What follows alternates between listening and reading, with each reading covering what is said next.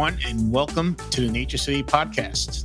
I'm Carl Padelli, your host, and also the CEO and co-founder of Nature City.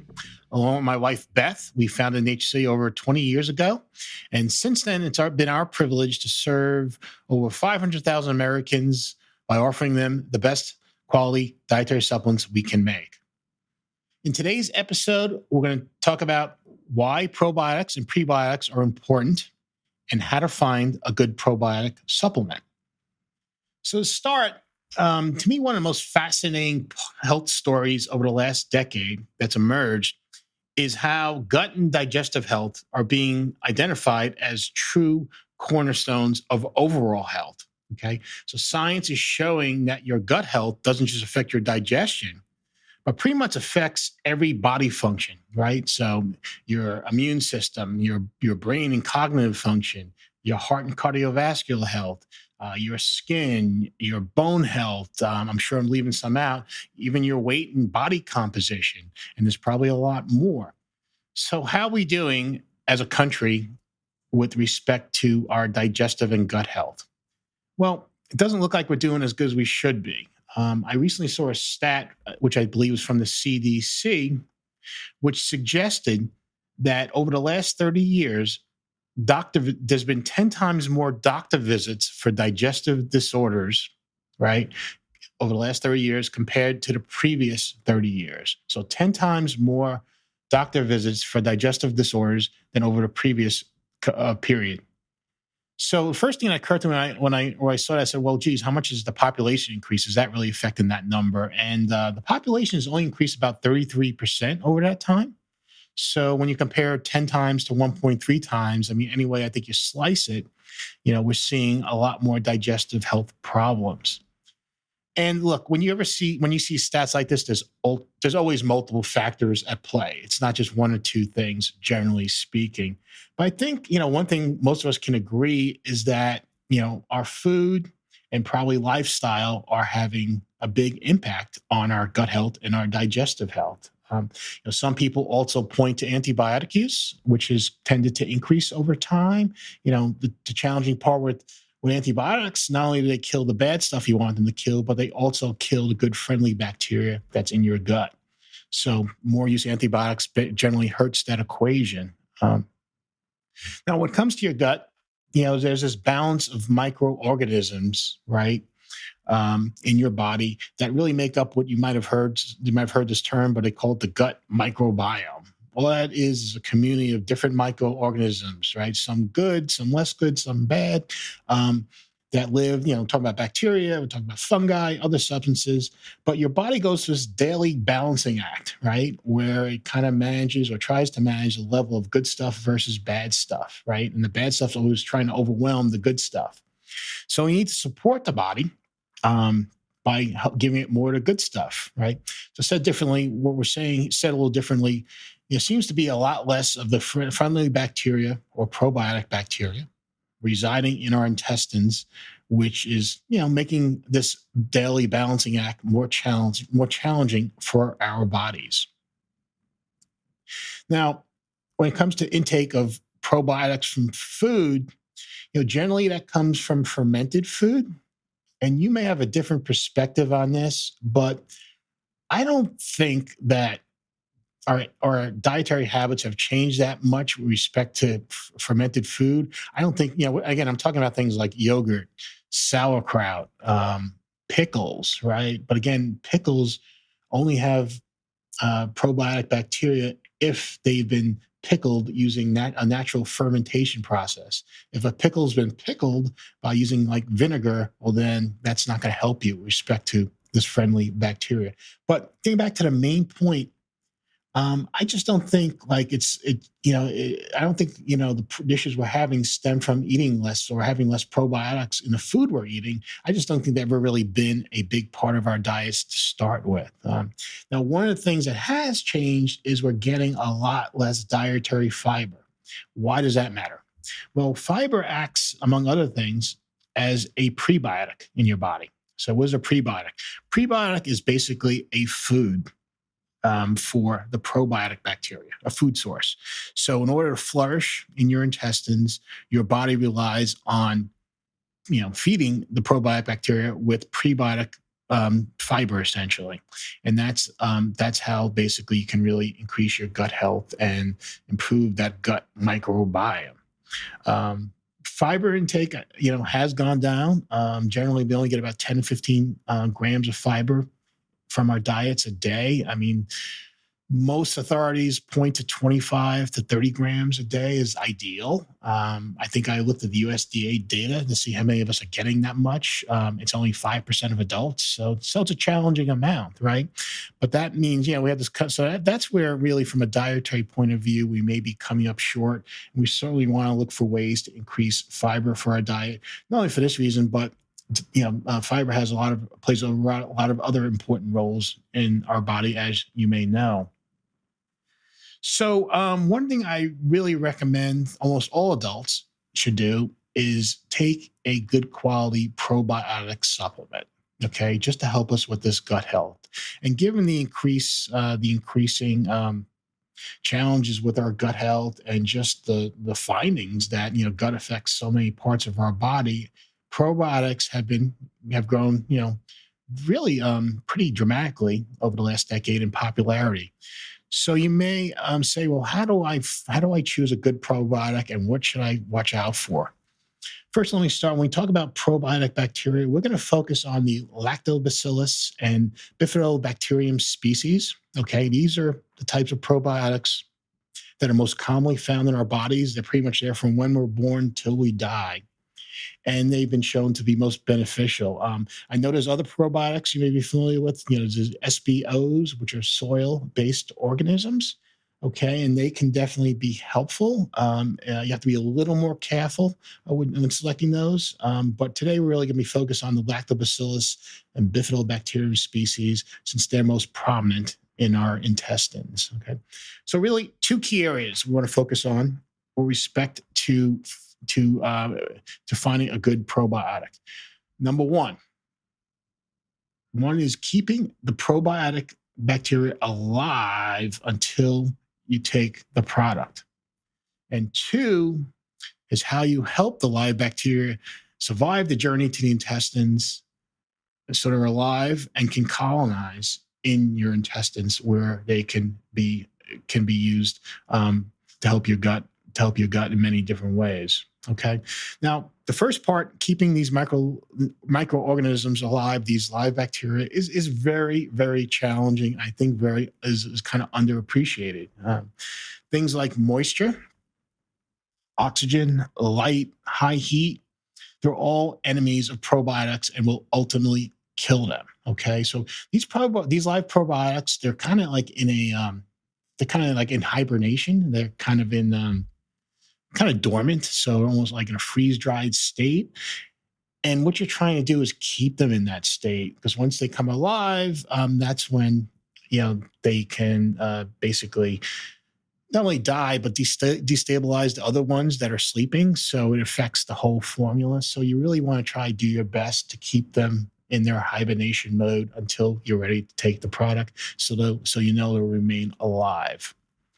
So, for starters, a good probiotic supplement needs to protect the live bacteria from these elements. Again, moisture, oxygen, what's the other one leaving out? Light, high heat. That's really key. Okay. And this becomes more of a challenge when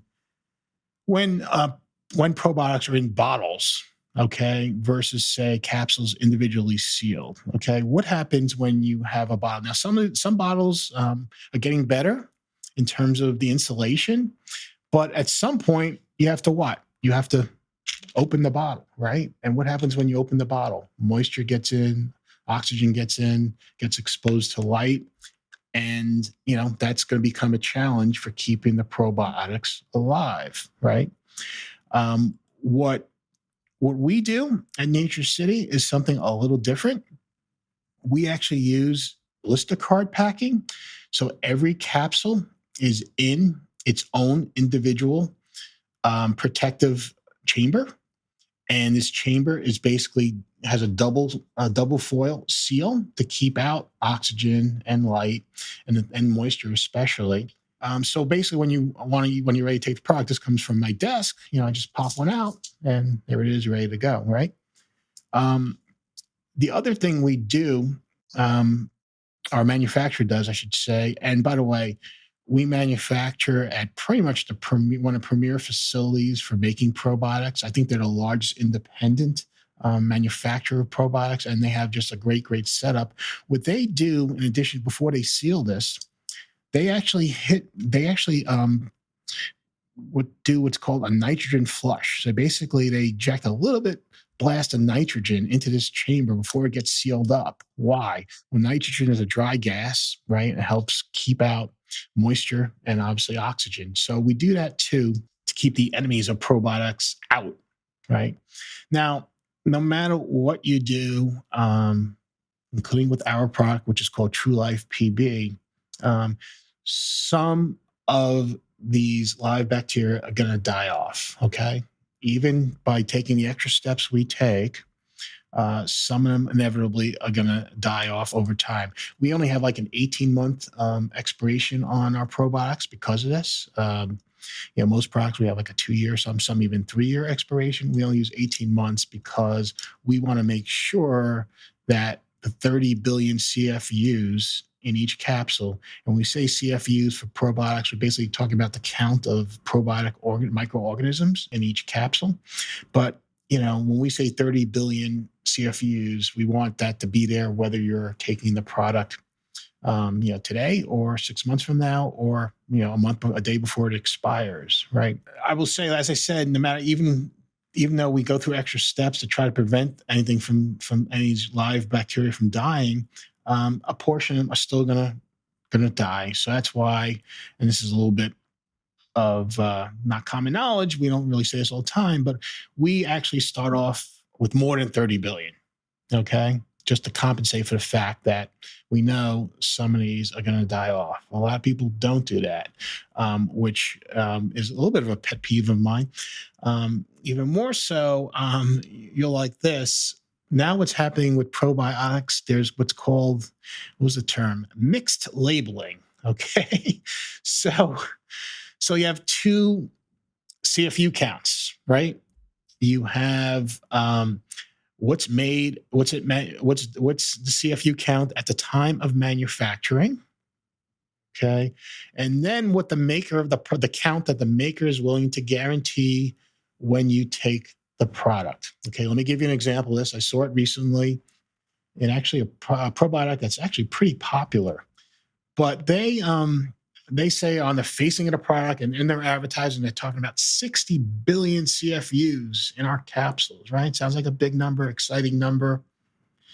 If you read further down, they say they can only guarantee 20 billion of that 60 billion will still be alive when you take the product. Okay. So essentially it's saying, 2/3 of these bacteria you're getting, these live bacteria may actually die.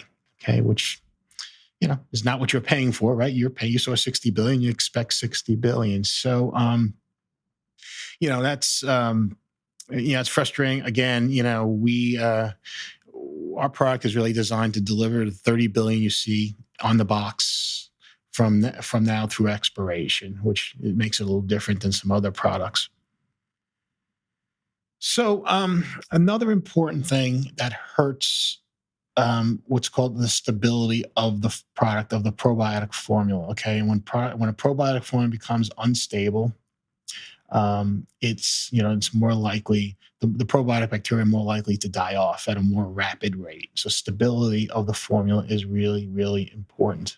Okay. So keeping a probiotic formula stable becomes more complex when you include multiple strains. It's good to have numerous strains of different probiotics in your product. That's a good thing. But they have to be carefully chosen so they don't destroy the stability of the entire formula. Give you a quick example. We're often asked, well, why don't you have a probiotic strain which is called B. longum? It's part of Bifidobacterium species. It's called B. longum. So, and it's a great strain. It really is a great probiotic strain. So why don't you have that in your product? Okay. Well, The reason we don't have it in our product is it's notoriously unstable when it's combined with other strains. Okay. So you're at risk of destroying the entire probiotic formula if you include something like B. longum, which is doesn't have great stability in your product. Okay. So it's funny. I asked our probiotic manufacturer recently, well, why I'm seeing a lot of products that include these strains, which I know are not stable, like the B. longum. It's like, well, why are people doing this? Am I missing something? And he said, well, there's two reasons. One, they just don't care. It's marketing to them, and they don't care if the product gets destroyed, which is pretty pretty sad to hear. But there's people out there who I guess are more interested in selling their product than helping you. And the second thing is what they do is they put so little of the like B. longum, as in my example, into the product that there's really not enough to really help you. It just helps them get that label claim to, include it in advertising, which, I guess is equally bad, right? Um, so that's really what's been going on. The way we chose our probiotics is we worked closely with the manufacturer of the probiotic strains, and they gave us a little chart here. So I'll just give you an example of what this chart looks like. So they have their strains. And if you can't see it, it's not that important. But basically, they have the strains which were excellent, and included in this are two really good probiotics, acidophilus, which you may be familiar with, and also something called B. lactis. Okay. And then they have a bunch of ones which have, good stability. I think it says good stability, which is where the other four probiotics in our True Life PB come from. And then they have the ones that are what they call fair, which is a nice way of saying not very stable. And those are the ones you do not want to use in combination formulas. Okay. And that's exactly what they advise. Right. So it's kind of disturbing to me when, when the manufacturer is saying you shouldn't do this, at least they want their customers to have good products to sell to you, yet people knowing this still go ahead and put in unstable or probiotic strains in their formulas. So we don't do that. It's one of the things we carefully do to make sure that we're delivering a live bacteria to when you take that product. To help keep the probiotics alive, we also include two prebiotic ingredients. Okay, as we said before, prebiotics are basically food for the probiotic bacteria. Okay, and the reason we include this is twofold. I mean, one, as you know, prebiotic bacteria in your intestines is very helpful to get the probiotic bacteria to flourish. But we also do it for another reason.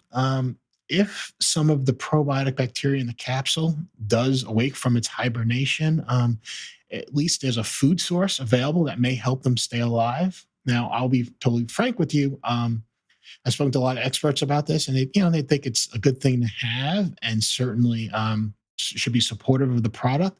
But we don't really have data where we've tested this head to head. But look, it's not going to go to waste, right? If the prebiotic fiber, if the prebiotics are not used while they're in the capsule, they're going to be helpful in your intestines, right? So kind of a no lose thing. But again, it's just one of those extra details what we use with True Life PB to try to ensure that you're getting as many live bacteria as possible when you take our product. So the last thing I want you to look out for in a probiotic supplement is make sure the probiotic, the capsule itself is clear, okay, and not colored. All right. Sometimes they use something called titanium dioxide to make it white. Sometimes they make it other colors because they may not want you to see what's inside the capsule. Here's why. Okay. So give you an example of a probiotic which has been compromised, okay, and is bad. Okay, this is an old capsule, and hopefully you can see this. But what you see is that there's a lot of dark material. It's also hardened. Okay, that's an indication that the probiotics inside this capsule are dead. Okay. Now, if this capsule is colored, right? By the way, here's what a good probiotic looks like. This is the one I just took out of my from my product. This is what it is. It's very white and clear, and you can see, okay, everything looks pretty good. There are some specks in there, dark specks in there. That's just the kiwi prebiotic we use. So that's all that is. But you can tell there's a big difference between this and this, right? Hopefully you can see that.